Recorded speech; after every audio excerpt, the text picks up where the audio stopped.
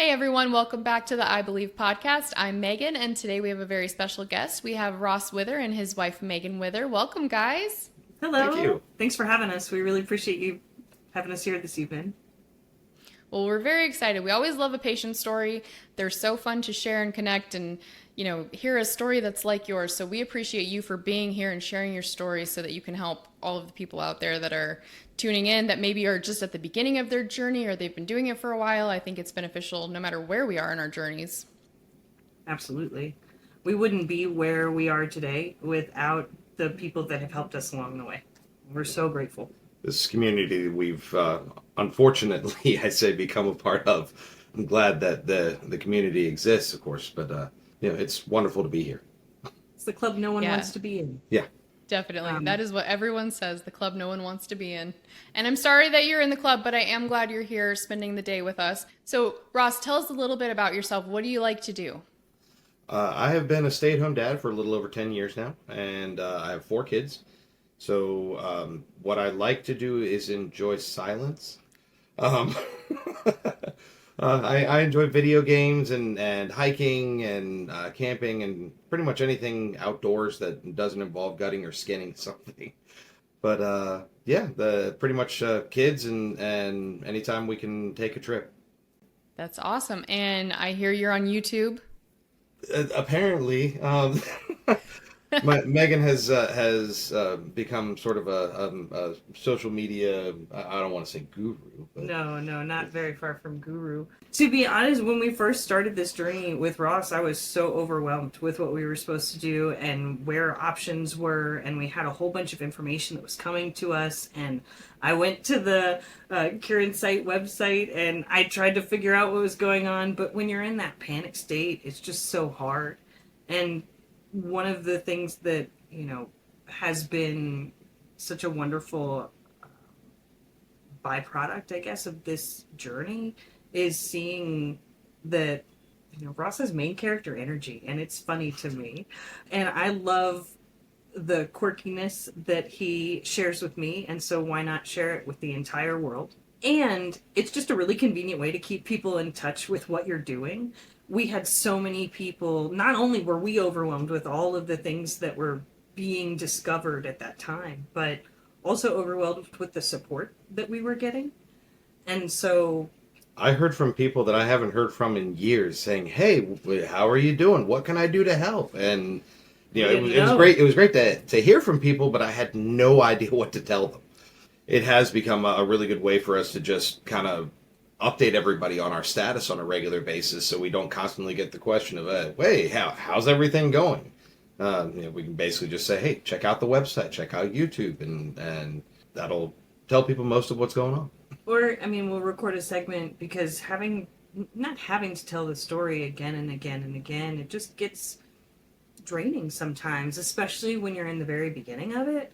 And so for us to be able to post that on Facebook, to have a Facebook group dedicated to Ross's diagnosis and journey with all of this was very helpful. We understood that very quickly people wanted to know what was going on, and we knew that we hit a milestone when somebody found us on Google or TikTok or YouTube, wherever it was, and said, "Hey, I just got diagnosed yesterday and I don't know what to do and I'm overwhelmed." And we were like, "Hey, we got this. We can help you." And it was that night we jumped on the phone with that individual, and Yeah, we were on the phone with her for a good hour an and hour a or half. so, yeah, and just talking to her about, okay, and my husband, he's like, "Okay, Megan, be careful." I'm very trusting of people. He's like, "Be careful, like you don't know if they're a scammer or if it's fraud or da da da." And she started telling her story, and we were just so moved and humbled that somebody would reach out to us. And I think part of the thing that motivates us to keep telling the story is that it helps people to see that Ross is still here and that he's still who he is and as snarky as ever, and we love him for that. And cancer is definitely not fun. It obviously takes a toll on a family and an individual. I'm sure there's so much more that's going on in your brain than I even have the slightest idea about. I don't even know what's going on up there half the time. So, but it's just so important to know, that you're okay. And the person said to us during that whole journey that she was so grateful to see that we kept posting because she was worried about the other people and what had happened to them. And the statistics are scary when you first find out that you have ocular melanoma. You first have to spell Google it. can be terrifying. Right. Yes. And that's what we all first go to, right? And so when we saw those, it was terrifying and shocking. But at the same time, you find hope. And I think hope exists in other people. Yeah, and I think that's why these patient stories are so important, because we have people who do them who are 20-year survivors, and it is possible. So I think that that's a really great reason why we want everyone to tell their story. Absolutely. Absolutely. We've been going through a lot of milestones lately. We've actually just come up on about the year of the diagnosis and our first kickoff to all of it. Yeah. First trip to go see a ocular oncologist happened on the 29th of August last year. It's been a wild year. It feels like a lot shorter of a time. Well, and it all started because he wanted to read at night. Yeah, I decided hey, I'm in my 40s. It's been a while since I've gone to see the eye doctor. I've always prided myself on being the only member of my immediate family growing up that didn't need any kind of corrective lenses. My dad had glasses, my mom had glasses, both my sisters had glasses, but not me.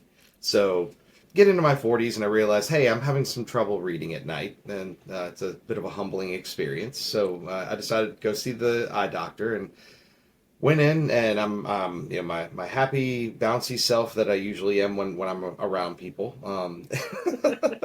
And they started doing the peripheral vision test where they hold the finger out in front of you, and I could tell when I got over here on my right eye that I was failing.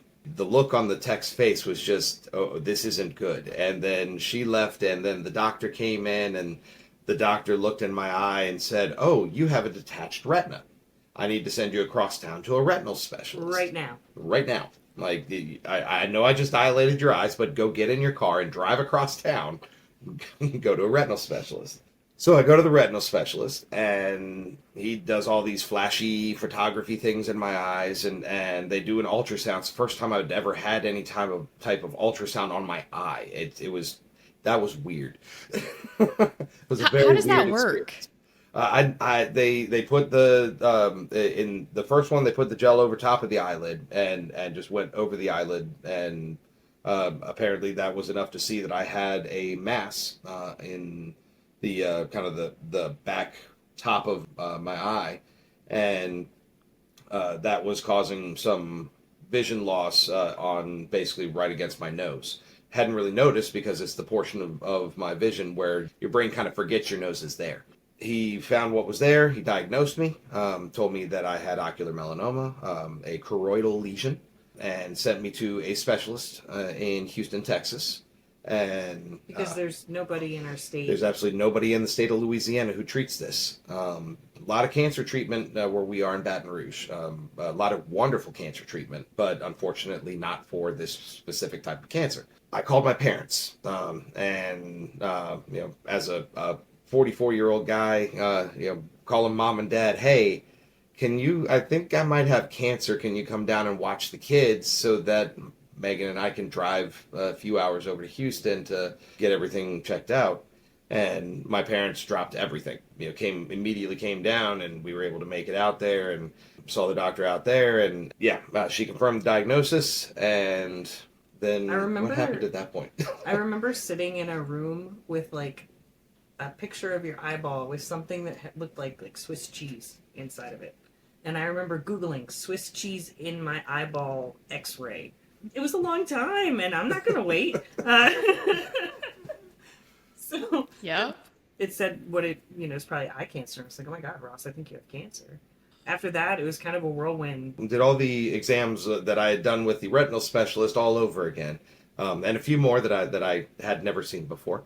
They confirmed everything, got measurements and all that type of thing, and then I had to come back, I think, to get measured for the plaque. Look, there was just so much chaos and ridiculousness with insurance. Something had happened where they weren't sure if we needed a referral and all this. And so I've worked in a lot of call centers my whole life. And so I just kind of navigated that for Ross. So it was like, okay, look, I think we just need to get everybody on the phone and have a conversation because he has to get fitted for this plaque so that he can get treated for this cancer that he has that we just found out about. And we need to make sure that he's taken care of. So can you guys talk so that we can make sure that we can get in to this appointment on Monday? We have people coming from out of town, so all of this is very orchestrated, trying to figure out where the different pieces fit. So we ended up going to, again, getting him fitted for the plaque and had our scheduled date for plaque brachytherapy, came back in the middle of September to get that done.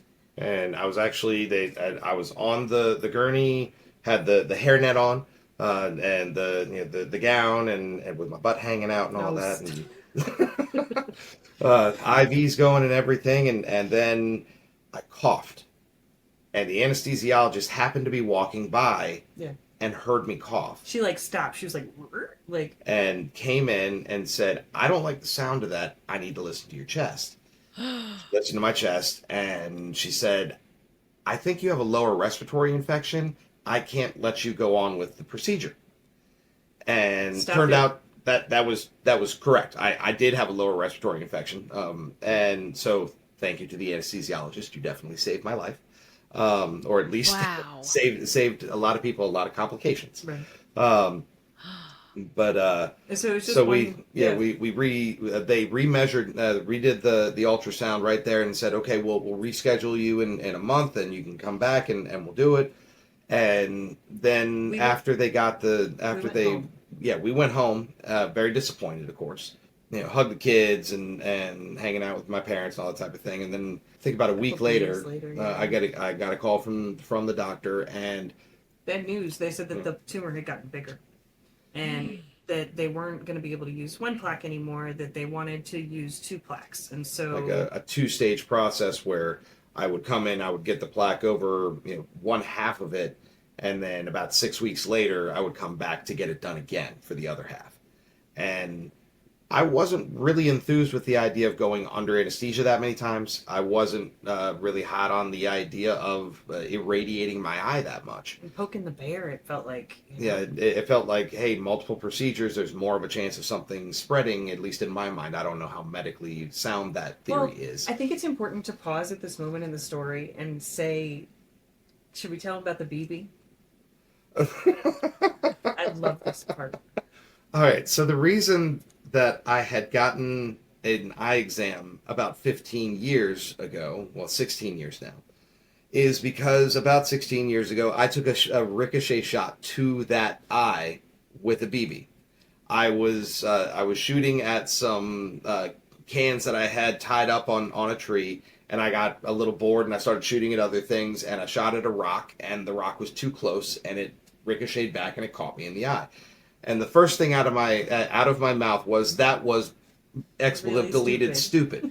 And then I went inside. I went into the bathroom. I splashed some water in my eye, and fully expecting blood to be pouring down my face, and just absolute chaos. And I lift my head and go to open my eye, and the BB falls out and goes right down the drain of the sink, and my eye was fine. I went to the doctor. Wow. They checked it out. At that time, right? Doctor said there may be a little bit of residual scarring that I can't see at the moment, but everything looks fine. Your eye looks great. So when I started getting things like the flashes of light in my eye from the detached retina, I thought, hey, this must be some residual scarring issue from that BB incident.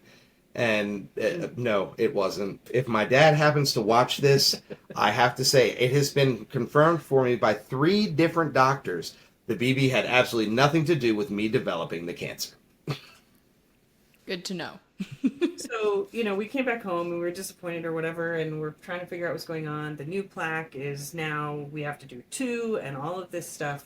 And we just started looking at other options. And I remember turning to him and being like, okay, we have now another month to figure out something else. what are our options? We can go ahead with the 2-stage plaque. We can change course and take out the eye and go for enucleation, or we can try and get a second opinion. And you seem to be leaning towards enucleation, and I was very adamantly against it. And as soon as I said, I don't want to lose my eye, she immediately, okay, it's your body, your choice. That's what we kept, and we decided to get a second opinion. And it ends up that one of our friends had an acquaintance that, through, happenstance, that had uveal melanoma. And he was enrolled or had done something with a study up in Philadelphia. And so I had this in the back of my mind. We were already on this track with the doctor. We decided not to go with the clinical trial at that time, but I had it in my mind. And so I said, you know what? I'm going to reach out to Philly. And so I did. And it didn't end up working out. Again, insurance issues and just trying to figure that out. And I remember going to bed that night really disappointed. Shed a few tears and all that, just to think, that this great guy that I love so much, who's clearly adorable, just is not worth putting all of our fight into. What is that about, And so I woke up the next morning, and I like to play racing games. And so I remember going to a split in the road, and I said, ooh, options. There are other doctors. And it's like 4:30 in the morning, and I took my coffee cup, and I went and I got on my laptop, and I emailed 42 different medical teams. 42 different medical teams about his ocular melanoma. I sent pictures of his eyeball. I said, look at it. It's untouched. How can you help us? Like, please. And it turns out, through hilariousness, that I actually emailed the MET study instead of the localized study. But they ended up transferring me and getting me over to who I needed to talk to. And he woke up, and I told him, look, Ross, this is what I've done. And if they don't start emailing me back by 12, I'm going to start calling. And I love it. And she made it her mission to find some other option, and we stumbled on the study, and we realized, hey, this could be the ticket. This is, it's something else. It's a different approach. And basically, it just became a game of like who could see him before the other plaque brachytherapy. So we kept that appointment because just in case something didn't work out, we'd had a lot of disappointments before. So we wanted to just keep our options open. So we kept the plaque brachytherapy appointment with the doctor in Texas, and then ended up finding Mayo Clinic. And that was Dr. incredible. Dalvin is amazing. Absolutely love her. It's been a wonderful experience. And so we went up and saw her. And early October when we went up and saw her, just maybe a few weeks before the plaque brachytherapy was scheduled. And she assessed him, gave him a second opinion. We met with the clinical trial, and usually, I guess she said it was like normally a 45-minute conversation. Yeah, so because they have to, do all the disclaimer stuff and explain everything. We're like, oh no, we've already read it all. We're good. Give me a pen. Yeah. I'm ready to go. It just didn't seem real, I think, until we went back in November when he got his first dose of darovasertib. 3 pills twice a day for 6 months. Was it just 6 months? So was it? Oh, okay. It was a long time. She's the administrator in our relationship. I just keep things running. Well, and we always talk about how important our caregivers are, and I think this is a great example of what the caregiver brings to this fight. Is that she's the one who's emailing on your behalf and making sure you're taking your medicine, and I mean the caregivers, they are the backbone of this. Well, he does it for me. It's important. Yeah, I'm alive. Yeah, absolutely, absolutely. And I think that's a beautiful testament to a good marriage. Is it should be, mutual. His original plaque brachytherapy was scheduled for our anniversary, and I was like, that's not happening. You can't get out of it. Come on. Yeah, no. It was our anniversary. I was going to lose to the first one, and the second one was going to end up right around Christmas. Oh, that's a bummer. Right, and so we're like, there's got to be a better way. And I think we were able to just take the chance on the clinical trial because, one, everybody was so nice. Mayo is incredible. And the community that they have up there is wonderful. Aura Biosciences is a clinical stage biotechnology company focused on developing precision therapies for solid tumors that aim to preserve organ function. Our lead candidate, Belsar, is currently in late-stage development for primary choroidal melanoma and in early-stage development in other ocular oncology indications and bladder cancer.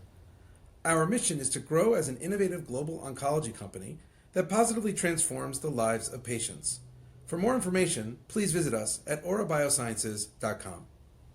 But with him, we had faith in what the clinical trial folks were telling us. We knew that if we had waited 15 years to get him seen, to discover Lenny, we called the tumor Lenny.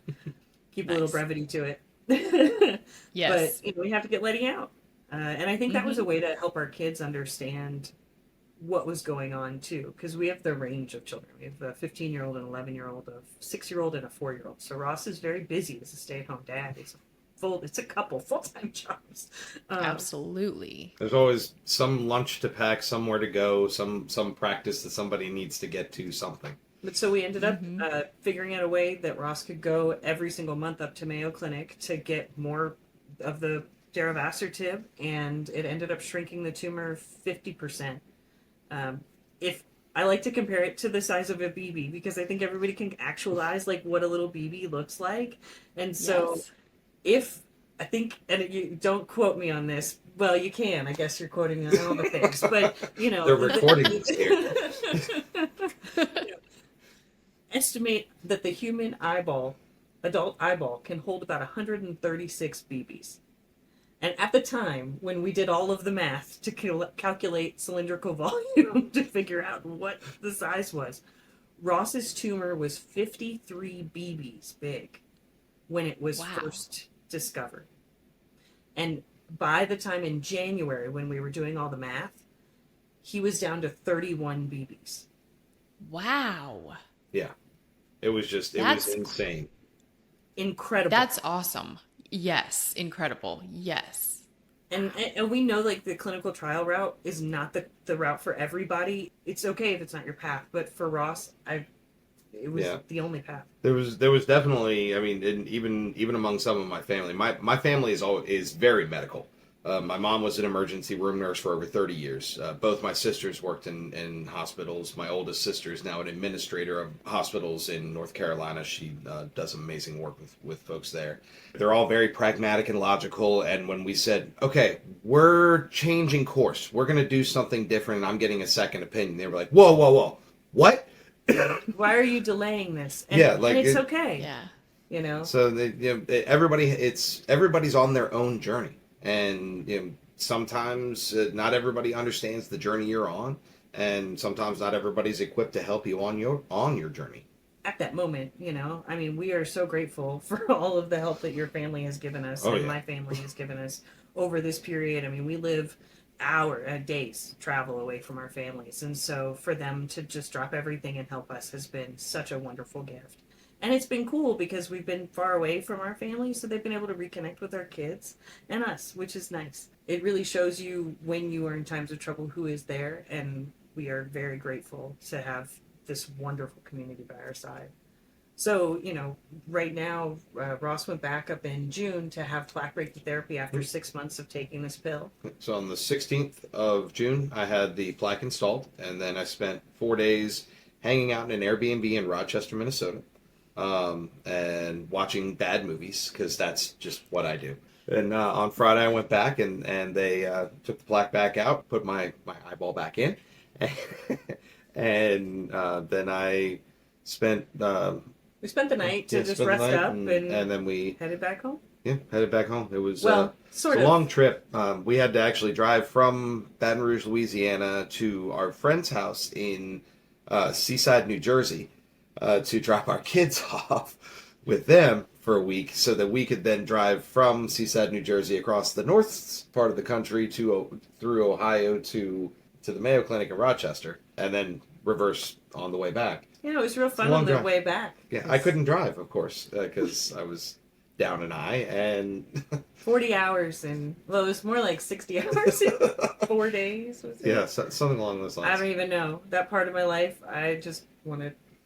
There were wonderful times. We enjoyed being on the trip, and I think that's part of what we love about our story is that we've always wanted to travel, and so we called ourselves, and we have owned, the web domain, the Traveling Withers, for a really long time, but we never really did anything with it or anything like that. And so when Ross got ocular melanoma, it was an opportunity for us to start telling our story and helping other people see the light, because it is dark and it can be really scary. Yeah. And I think it's so important just to find other people, connect with them. When I first posted on the Facebook group that Ross had ocular melanoma and I didn't know what to do and I wasn't quite sure how we were going to pay for this, we were looking at $1,700 for 2 weeks in an Airbnb, and just like, I'm sorry, we just paid for school supplies. That's and so Ashley McCreary from Ion Grace ended up reaching out to us. And again, my husband thought it was a scam. I'm so grateful that you're in my life, Ross. Keep me from bad things, but she was like, "No, I'm going to help you. This is what we do." And I think of all of those moments in this journey and how divine it's been, because the cough led us to the clinical trial, led us to and Facebook led us to Ashley. She didn't start her organization till the same month that Ross had been diagnosed. Like, that's got to be something. Our friend knowing this person in the trial, like, all of these things just coming together are incredible and really make me speechless. I'm not quite sure what to say about them. And we want everyone to get a dilated eye exam. Please get a dilated eye exam. And don't wait 15 years to get an eye exam. Just because you got good eyes doesn't mean they don't need to get looked at. For sure. So when you did the clinical trial with the darovasertib, then when you went to do your brachytherapy, you only had to do the one plaque because it had shrunk so much, right? Correct. Yeah, they So just a single plaque, one and done. That's big. Huge. Yeah, it was huge, and I'm so grateful that we knew the people involved. About it. Sorry, Yeah. it's all just a jumble. I'm thankful for everything that has happened since the diagnosis. The diagnosis, of course, was just this huge thing. I remember getting in the car on the way home from the retinal specialist, and I'm driving down the road, and I'm listening to this song, and all of a sudden I start crying, and I am not I'm not an emotional guy. Tend to be very stoic. Yeah, you're wow. The retinal specialist told me there were three things that basically three stages they were going for. First, they're going to try and save my life. Then they're going to try and save my eye. And if possible, they'll try and save my sight. And Floored. yeah, I was just kind of like, okay. What does that awesome. mean? Thanks. Thanks for the referral to Texas, and I'll see you guys later. And it didn't really click what I had just been told. And then I got in the car, and I'm listening to it was something in the orange, if anybody wants to know what the actual song was. But listening to this song, and all of a sudden I realized this guy just told me I have cancer, and I'm not ready to die. So what do I do now? And I started bawling in my car, and as I'm driving down the road, which I know is super safe to be dilated eyes, cry, tears streaming down my face, driving down the road in midday traffic. Yeah, that was probably taker, Ross Wither. Made it home safe, didn't hurt anybody else. But yeah, got home and told Megan what was going on, and definitely a very sobering experience. But everything that has happened since then I almost want to say miraculous. The people who knew the people who answered the emails, everything just clicked and fell into place for this journey for me to get to this place where across the country, where I'm hopefully on the other side of things, and I can move on with my life and watch my kids grow up. Yeah, I call that serendipitous. It's just all unfolding the way it's supposed to. Yeah. And I think that's great. And I love that you're coming and talking about doing a clinical trial, because I think there's so much need for people to do clinical trials, and a lot of people are hesitant or afraid to do them. So thank you for talking about that and bringing some light to that, because we're not going to advance without the clinical trials. Absolutely. There's a lot of medical research going on that people just don't understand. Honestly, a lot of research happening that the researchers don't even understand what they're doing. Just for example, things like Ozempic, the GLP-1 blockers, those came from researchers looking at the Gila monster and saying, hey, this creature only eats twice a year. How does it do that? And they started analyzing its saliva, and they realized that it does this miraculous job of regulating blood sugar, and they were able to then turn that around and turn it into a pharmaceutical to help humans. I did not know that. Ross is a huge store of a whole bunch of wonderful fun facts. That's crazy. It's insane. Oh my gosh. Gila monsters. Who knew? Wow. They But it's had true. no idea what they were looking for. They were just like, hey, Yeah. that's pretty cool. We should look at that. And this whole medical breakthrough came from it. You Oh my never know what's gosh. going to hit. You never know Right. where things are going to go. And if we can help the person next, if Ross can help the person next to us, like I've been telling him since the beginning, I said, Ross, you're going to cure cancer, man. Like, let's go. That's how we're approaching this battle. This is what's going to happen. And we're, I think not we're, but we're like everybody, if we all just contribute and keep fighting and keep going. Never give up, never Definitely. surrender.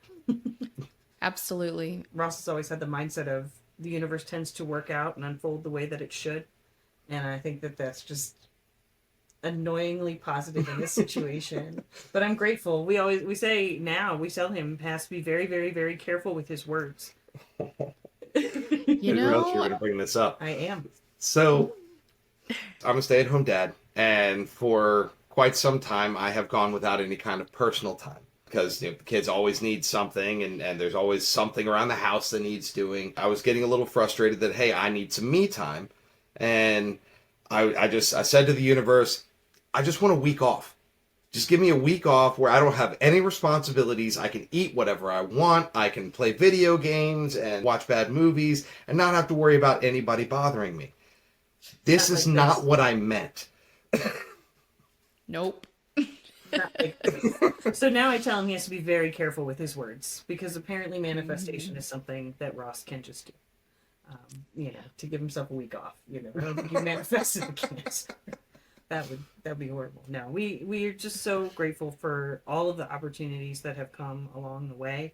And if there's someone who is thinking, oh my gosh, I don't know what to do and I'm paralyzed with all these choices and these statistics, just understand that you don't have to run the whole marathon all in the same day or even in the same moment. Just take it step by step. Yep. And understand that you're gonna back up a little bit sometimes. And that's okay because I think that backing up allows you to see the larger picture, and that's a gift. Biggest thing is just to remember, breathe. What's going to happen is going to happen. There's, beyond what you can actually control, getting the help that's out there and finding ways to, help yourself. It's, sorry, I lost where I was going.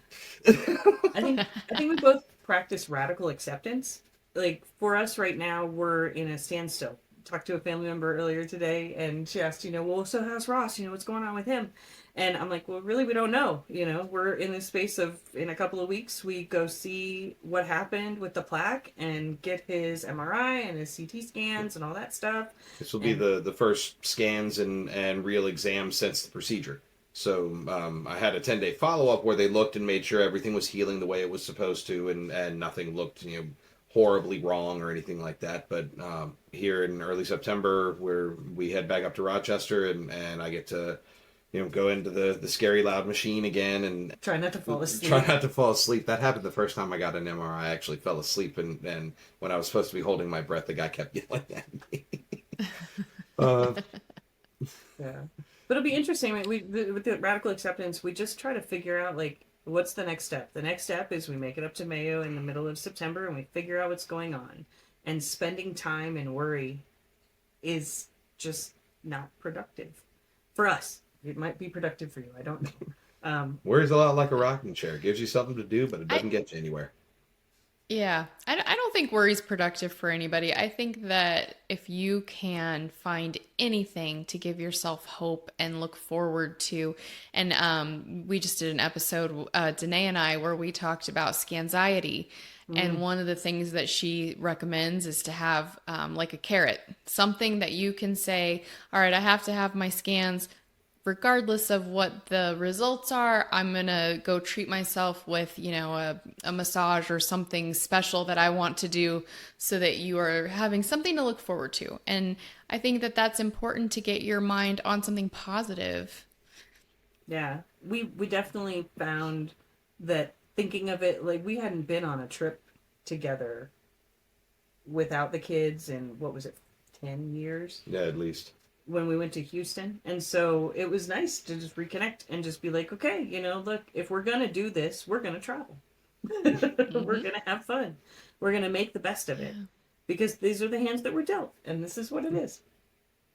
That's right. And you can look for those little silver linings, and you can make the best of it as you navigate what you have to navigate anyway. Or Right. you can wallow and be in the despair and see all the negatives of it. And we all have those moments, and that's okay. We're not judging. I mean, we're all going to do that. But if you can recognize both sides and that you do have a choice between them, if you can gravitate towards those silver linings, go for it as much as you can do it.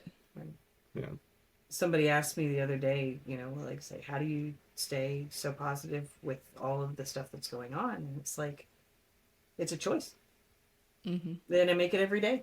We make it every day when we wake up. Sometimes maybe after the first cup of coffee, we make that choice. Yeah. And I'm sure there are days where you have to make that choice multiple times throughout the day. And For sure. maybe you have to remake the choice after you have a moment of like, because, I mean, realistically, everybody going through this has the moments of, why me? This isn't fair. This is the worst thing ever. And that's okay. That's expected. And then, get through that. And then, hey, but I also have this, and I also am looking forward to this. And, we're just trying to give those little seeds of hope as you navigate your journey. Castle Biosciences is a proud sponsor of this I Believe podcast. Castle's innovative uveal melanoma tests provide valuable information about the risk of your eye cancer spreading to help you and your healthcare team individualize the management of your disease. To learn more, visit castlebiosciences.com. Sometimes when I'm frustrated about something, I'll give myself a time limit to really just feel it and lean into it. So I'll say, I'm going to give myself 15 minutes to be really feeling this. And then I'm going to leave it and try along. But again, my journey is not the same as Ross's. And my journey is not the same as the patient's. A caretaker is different. And there's a distance and a closeness that comes with that. But like Ross said, my mission has become to just help him get into spaces where people are interested in his eyeball. I agree with you. I have heard 30 minutes. Give yourself 30 minutes and then move on, because after that you're wallowing. So if you feel the emotion, acknowledge it, give yourself 30 minutes and then move on.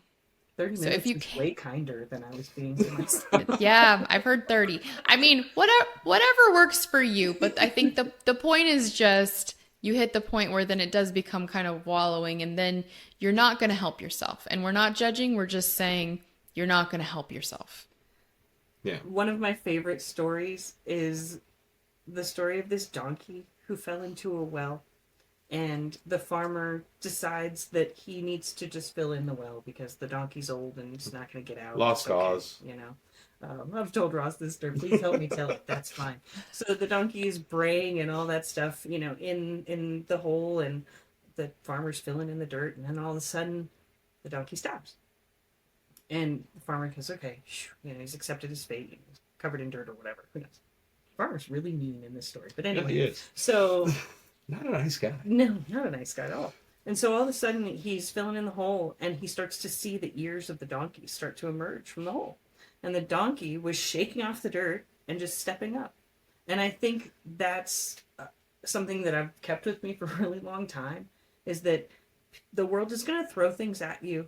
And all that you can do is you can wallow in it and you can be covered and consumed by it, or you can take a moment and just shake it off and step up and use that as strength to motivate your journey further. I love it. I think that's great. And I think, just acknowledging that everybody has the hope, the positivity, the light, and the wallow, the self-indulgent, the dark. And you're going to walk between them all day. And it's up to you which one you want to gravitate toward. Absolutely. Balance is important. It is. It is important. And it's okay when you do have those moments of wallowing. We're going to use that word. I don't know if everybody likes that word, but I'll just use it for right now. You're going to have those moments where you're going to find yourself there and go, that's okay. Yeah. Give yourself that grace that it's okay. You slipped up. You had a bad day. Maybe you wallowed the entire day, maybe a week. That's okay. Try it. Just try again. Right. I often try to think of what your best friend would say to you, So talk to yourself like your own best friend, Like I don't talk to my best friend like that, Exactly. Yes. Because we're so much kinder to everyone else than ourselves.